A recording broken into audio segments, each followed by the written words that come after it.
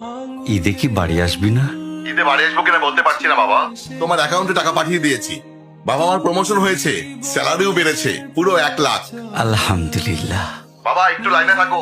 বাবা, তুমি তো বলেছিলে পিতৃঋণ কখনো শোধ হয় না। তুমি 26 বছরে আমার পিছনে যত টাকা খরচ করেছো, তুমি কি জানো আগামী 5 বছরে সেই টাকা তোমায় ফিরিয়ে দিতে পারবো? আমার এখন স্যালারি মাসে 1 লক্ষ টাকা বাবা। ও, এই কথা। তাহলে শোন, তোকে একটা গল্প বলি। বলো বাবা। তোর বয়স যখন 4, তখন আমার বেতন 3,000 টাকা। 1200 টাকা ঘর ভাড়া দিয়ে 1800 টাকায় চলে সংসার। আমি আমার সাধ্যমতো সারা জীবন চেষ্টা করেছি তোর মাকে সুখী করতে, প্রতি ঈদে কোরবানি দিতে। তোকে যেবার প্রথম স্কুলে ভর্তি করালাম, সেবারই প্রথম আমরা আমাদের কোরবানি দিতে পারিনি। সে বছর তোর মাকেও কোনো উপহার দিতে পারিনি।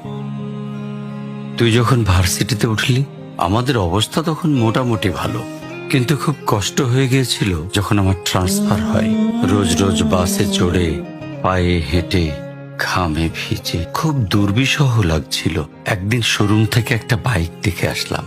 সে রাতে আমি স্বপ্নেও দেখেছিলাম আমি বাইকে চড়ে অফিসে যাচ্ছি। পরের দিন তুই বায়না ধরলি, জার্নি করতে তোর কষ্ট হয়। তোর কষ্টে আমারও কষ্ট হয় বাবা। আমি বাইকটা তোকে কিনে দিয়েছিলাম। তুই এখন লাখ টাকা বেতন পাচ্ছিস, কিন্তু মনে করে দেখ, অন্য মাইনে দিয়ে ব্র্যান্ড নিউ মোবাইলে হেডফোন কানে লাগিয়ে সারা রাত গান শুনেছিস, পিকনিক করেছিস, ট্যুর করেছিস। তোর প্রতিটা দিন ছিল স্বপ্নের মতন। আর তোর টাকা নিয়ে আমি এখন হার্টের বাইপাস করাই, ডায়াবেটিক মাপাই। জানিস বাবা, তোর মাছ খাওয়া নিষেধ, মাংস খাওয়া নিষেধ। কি করে এত টাকা খরচ করি বল? তোর টাকা নিয়ে তাই আমি কল্পনার হাট বসাই। আমি বাইক চালিয়ে সারা শহর ঘুরে বেড়াই, বন্ধুদের নিয়ে সিনেমা দেখতে যাই। তোর মার হাত ধরে চাঁদনি পশরের সেন্ট মার্টিনের বালুচরে হেঁটে বেড়াই। চুপ করো বাবা প্লিজ। আমি তোমার কাছে চলে আসবো। তোমার টাকা না, আমি তোমার ভালোবাসা তোমায় ফিরিয়ে দিব বাবা। বোকা ছেলে, বাবাদের ভালোবাসা কখনো ফিরিয়ে দেয়া যায় না। ছোট্ট শিশুর মলমূত্র মোছা যায়, আর বুড়োদের ঘরেও ঢোকা যায় না। ওকে একটা প্রশ্ন করি বাবা। ধর তুই, আমি আর তোর খোকা তিনজন এক নৌকায় বসে আছি। হঠাৎ নৌকাটা ডুবতে শুরু করলো।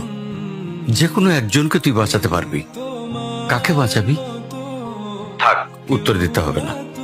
ছেলেরা বাবা হয়, বাবারা কখনো ছেলে হতে পারে না।